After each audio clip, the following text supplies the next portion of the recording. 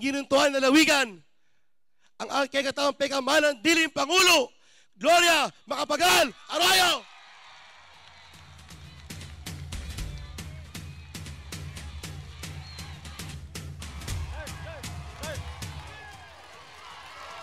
Salamat.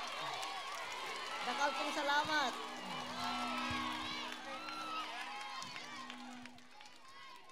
Dakal salamat kay anak ko Mikey, Congressman Tamo, anak ko oning amayaning Renewable Energy Law, ing meto nga peka importanteng batas king katang bansa. Salamat Mikey at congratulations. Salamat naman kang Dennis, baby Yeng, den Congressman Tamo, alimo Mikey, Ana, Tarzan, Idong, ampo Ibutil.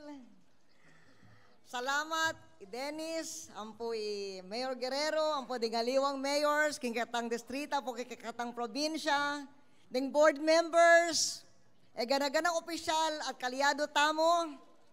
Salamat naman kang Monsignor Mercado, ang pwedeng aliwang NGO Keti, kingkatang probinsya. Salamat kang Ginong Garcia, ang pwedeng aliwang Ortilano at Memalen, kingkatang distrito.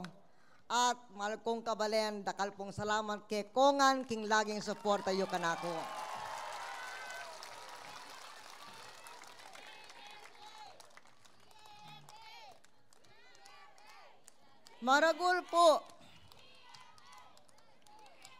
Maragul po ing karangalan at pribileyo para kanako.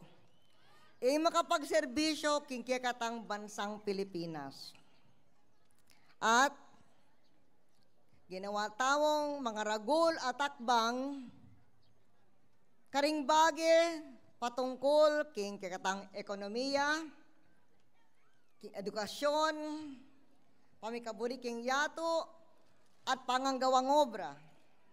And while I am very much looking forward to stepping down as president, pamanisip ko, karingali-aliwang paralan no makanano to stay involved.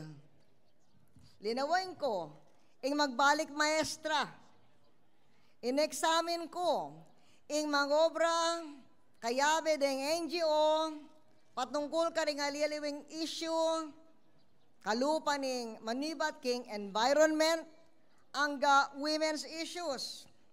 Kay ba't indakal a pamanisip, I realized that I am not ready to step down completely from public service. At ikayo naman, ken pong memalen ng kekatang probinsya, ikayo naman, may kisabi kayo, manatili ko pa king suyo publiko. So I have decided to respond affirmatively to your call.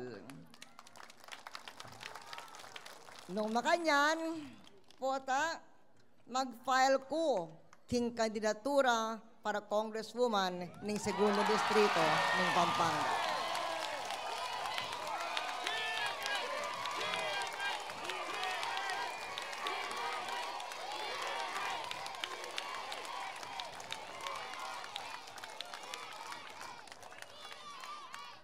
Bang kanita, suiwanda kayo, ken pong masipag amemalen king katang probinsya.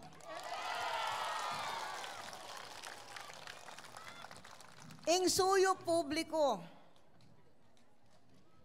banalyang obra.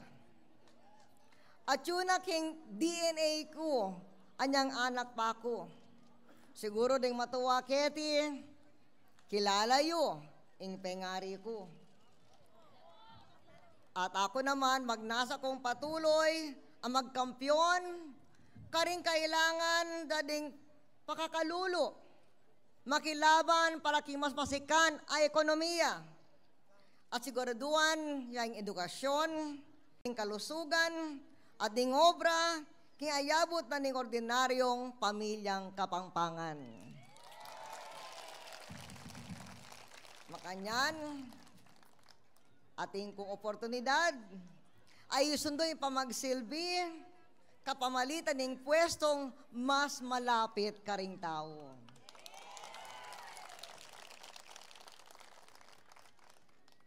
Samantala, pabustan yung ipamalino ko king kabilugang bansa. To our countrymen and women, I will be firmly in control of our national government until the last day I am in office as president. As president, my first commitment is to the nation we all love. Kalugaran kong kabalen, maging porsigido ya, in kanakong kampanya para king kongreso. Oning, uli nang ikayo na mismo, ing misabi, na iko ya in magkampanya para kanako. In kampanya ko, pangadwa, karing obligasyon ko bilang presidente. Masyado nang marayo ing ayabot tamo. We have gone too far and too much is at stake for me to waver now in my commitment to the people of the whole nation.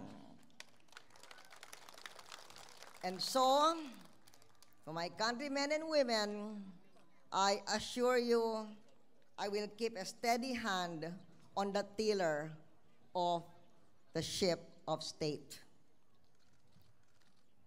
Lulungog tamo king banwaning eleksyon, king panahon, nung kapilan, ing ekonomiya tamo survive in global recession ning yato. Manibat no ka rin, ngeni mo mag-impisa ang magbangon ing yato. Ngeni migit kapilan paman. Kailangan at importante para kanako ing gawan ing obligasyon ning executive. Mag-focus, magsuporta king COMELEC. Ayaing ating primary responsibility siguraduhan ing buklat at malayang alalan. Samantala, king dakal at laging suporta yu kanako, malkong kabalen, Pampangan, lalo na kaya kikatang distrito, dakal at dakal pong salamat kay Kongan.